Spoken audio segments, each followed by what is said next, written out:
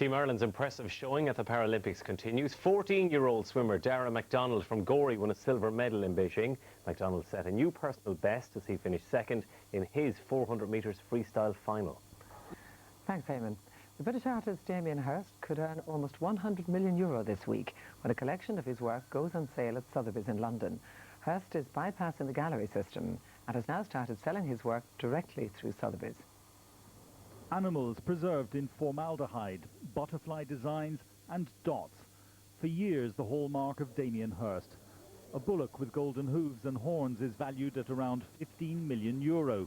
Some critics say Damien Hirst, already a billionaire, is now driven by crass commercialism. All these pieces have come straight from studio to sale room, bypassing the gallery system. Damien Hirst is the biggest money spinner ever in the history of art, but selling directly to the buyer like this is risky because if some of these items don't reach their estimated price, it's all very public, and that's the sort of publicity that could damage his brand. The impetus for this sale has come from Damien Hirst's Irish business manager. We've been working on this for about 2 years, and yes, we've had moments of wondering, is this the way to go? But we're very, very confident about it. It's never been done before, and never been done on this scale. What is the secret of his success? Why is he so phenomenally successful?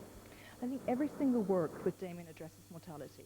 It's all about we're here now, we haven't got much time, what do we make, what do we leave, what do we believe in?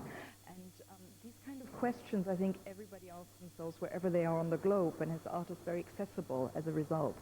The sale over 2 days has generated interest from wealthy collectors around the world, including many in Ireland. Brian O'Connell, RTE News at Sotheby's in London. And the main news again. The search for an agreement in the national pay talks is continuing tonight, with the Taoiseach's deadline for completion approaching. However, the talks have been overshadowed by reports of drastic cost-cutting at Aer Lingus. And that's Sunday's 9 o'clock news. From Eamon and from me, take care. Good night. Bye-bye.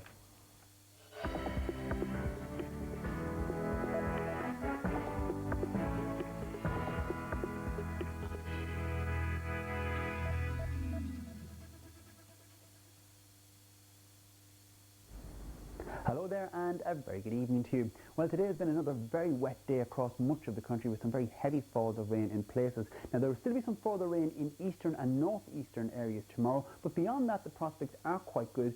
The rest of the week should be mostly dry, so it does look as if that long-awaited dry spell is going to come at last. Now, here is the radar sequence through today. You can see some very heavy rain in the west of the country this morning, and then that rain spreading to all areas through the afternoon. As I said, some very heavy falls in places. The heaviest falls that we recorded were 33 millimetres at Marquee Castle in County Sligo.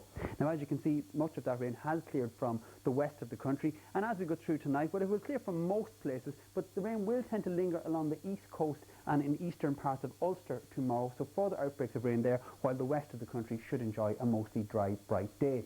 Then as we look to Tuesday, well, there'll still be perhaps a little lingering rain or drizzle in the east, but most places will be dry, and indeed that will set the tone then for the rest of the week. High pressure here building from the west, which means that Wednesday will be mostly dry, bright day in all parts of the country, and indeed many places will stay dry for the rest of the week. However, we will see this band of rain pushing down from the northwest, and that's going to bring some rain to western parts of Ulster and parts of Connacht as we go through Thursday. However, amounts will be small, and the high pressure will then continue to dominate as we go through Friday, Saturday, and indeed on into next Sunday as well. So fine weather in store for the second half of the week.